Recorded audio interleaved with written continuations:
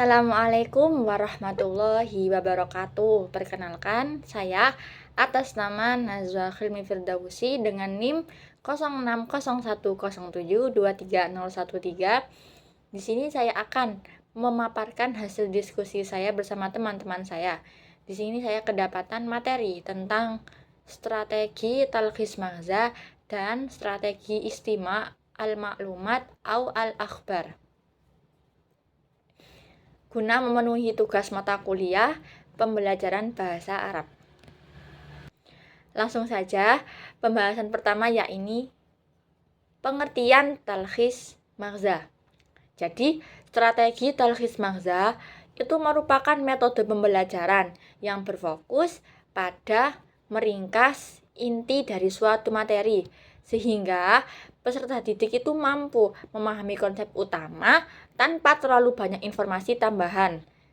Strategi ini tuh juga dapat menguji kemampuan menyimak peserta didik terhadap isi teks cerita, dikarenakan strategi ini tuh lebih menekankan pada aspek kemampuan memahami isi bacaan dan menjawab pertanyaan-pertanyaan yang mengiringi dalam setiap bacaan tersebut.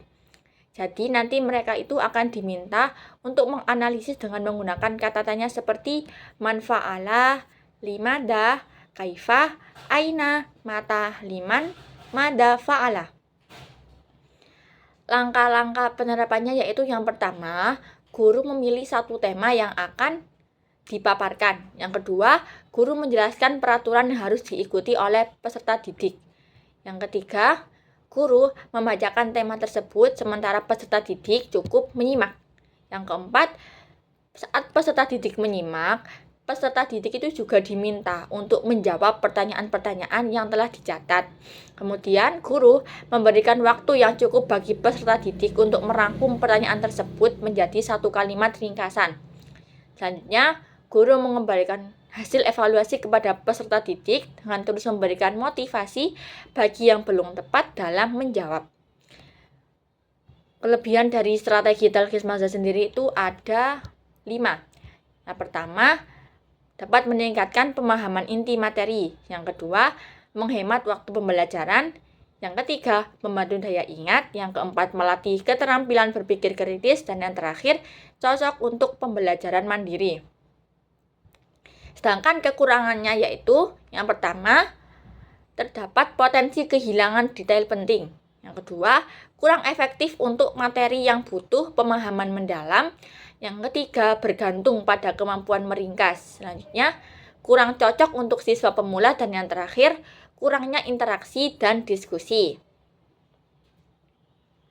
Pembahasan selanjutnya yaitu tentang istima' al-ma'lumat au al-akhbar. Jadi strategi ini yaitu metode pembelajaran yang berfokus pada mendengarkan informasi atau berita sebagai sumber utama pemahaman. Strategi ini tuh sering digunakan dalam pembelajaran bahasa Arab untuk meningkatkan keterampilan menyimak, terutama dalam memahami kosakata, tata bahasa, dan konteks dalam komunikasi lisan.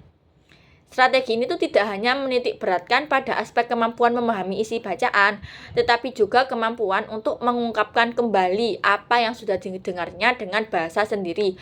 Jadi maksudnya strategi ini tuh lebih menekankan bahwa konsentrasi peserta didik akan terpusat untuk tetap utuh meskipun dalam rentang waktu yang cukup lama. Sehingga saat peserta didik dapat menyimak dan memahami dengan baik dari sebuah informasi, baik dari segi keruntutan bahasanya dan juga tingkat komunikasinya. Langkah-langkah penerapannya yaitu yang pertama, guru mempersiapkan tape recorder atau kaset yang berisi materi yang akan dipaparkan. Selanjutnya yaitu peserta didik diminta untuk menyimak dan mencatat yang ada pada materi yang diperdengarkan tersebut. Yang ketiga, guru membagi peserta didik menjadi beberapa kelompok, lalu setiap kelompok diberikan tugas untuk meninjau ulang dan menuliskan hasil materi yang diperdengarkan, serta mendiskusikannya bersama. Yang keempat, setiap kelompok setelah mendiskusikan tersebut, setiap kelompok itu mempresentasikan hasil diskusinya di depan kelas. Yang kelima, guru melakukan evaluasi bersama dengan peserta didik dengan memutar ulang tape recorder atau kaset yang sebelumnya sudah diperdengarkan. Terakhir, setelah proses evaluasi, maka tugas seorang pendidik adalah membenarkan cara penulisan mereka. Nantinya yaitu kelebihan strategi istima al-maklumat au al-akhbar. Yang pertama, dapat meningkatkan keterampilan menyimak. Yang kedua, menambah kosakata dan struktur bahasa. Yang ketiga, melatih pemahaman konteks. Yang keempat, cocok untuk pembelajaran otentik guna meningkatkan konsentrasi dan fokus.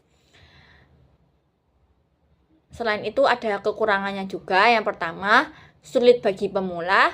Yang kedua, terbatas pada sumber yang digunakan. Yang ketiga, kesulitan dalam menangkap informasi detail. Yang keempat, membutuhkan sumber audio berkualitas. Strategi istima al-maklumat au al-akhbar ini tuh sangat baik untuk meningkatkan keterampilan menyimak dan memperkaya kosakata dalam bahasa Arab. Namun, untuk hasil yang lebih maksimal, strategi ini tuh sebaiknya dikombinasikan dengan metode lain seperti diskusi atau latihan berbicara, agar siswa tidak hanya memahami bahasa secara pasif, tetapi juga mampu menggunakannya secara aktif. Sekian materi yang dapat saya sampaikan. Apabila ada kurang lebihnya saya mohon maaf. Wassalamualaikum warahmatullahi wabarakatuh.